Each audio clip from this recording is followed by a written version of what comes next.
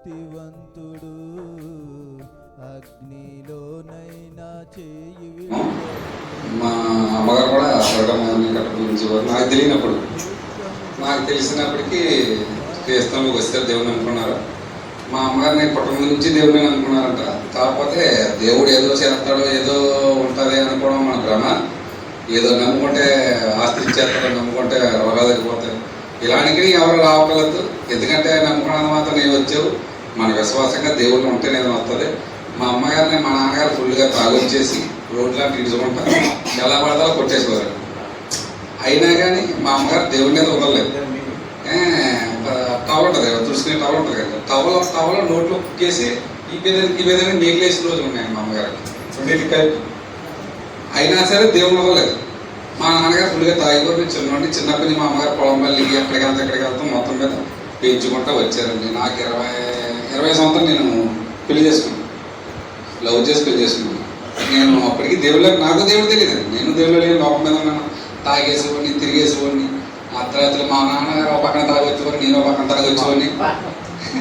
ఇంట్లో పనికి వెళ్తూనే ఉండేది కాదు. నాకు పొద్దున్న లేచినప్పటికి డబ్బులు అక్కడికి మా అమ్మగారు వెళ్ళాలి, మా నాన్నగారు తాగొచ్చేవాడిని, నేను అంటే 1 గంటకి వచ్చేవాడిని. అలాంటి సమయాన్ని నా పెళ్ళి అయిన తర్వాత నాకు పెద్ద కుమారుడు పుట్టాడండి. నా సంవత్సరానికి నాకు ఆరోగ్యం చెడిపోయింది. మా అమ్మగారు పనికి వెళ్తున్న పొద్దున్న తెల్లరగట్లు వెళ్ళడం, సాయంత్రం రావడం, 7-8కి పాలపళ్ళు ఎక్కడికైతే అక్కడికి నైట్ తీసుకెళ్ళడం, మళ్ళీ 12కి తీసుకురావడం అలాగా 2-3 లక్షలు ఖర్చు పెట్టారు నా కోసం.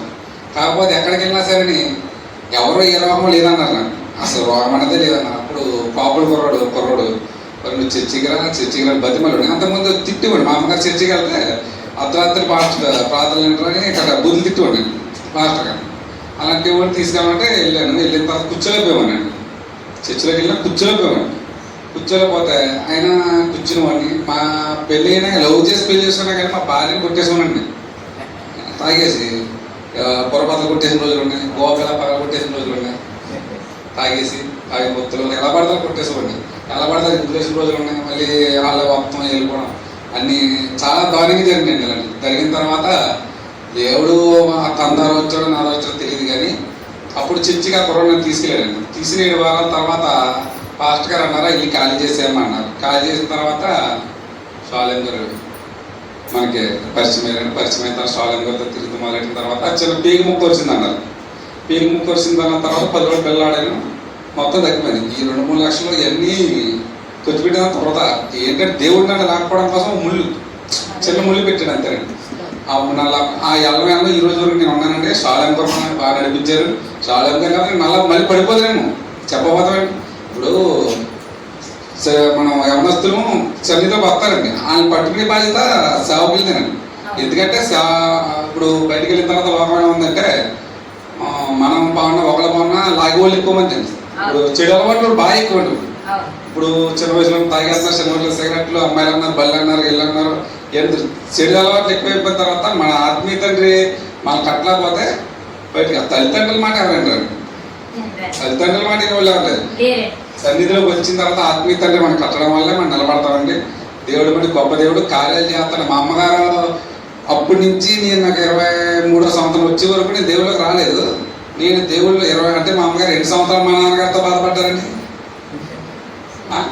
అయినా కానీ మా అమ్మగారు దేవుని వదలలేదు, చర్చ వదలలేదు. మా అమ్మగారు కాల్చిన ప్రతి కన్నీటి బొట్టు చూసారా, కన్నీటి బొట్టు నన్ను ఈ రోజు ఇక్కడ మీ ముందు నిలబెట్టింది.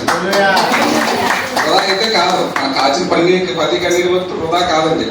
ఆ రోజు తింటాకలేదు, ఈ రోజు నాకు 12 మంది ఒక షాప్ ఉందని 12 మంది పని చేస్తున్నారు.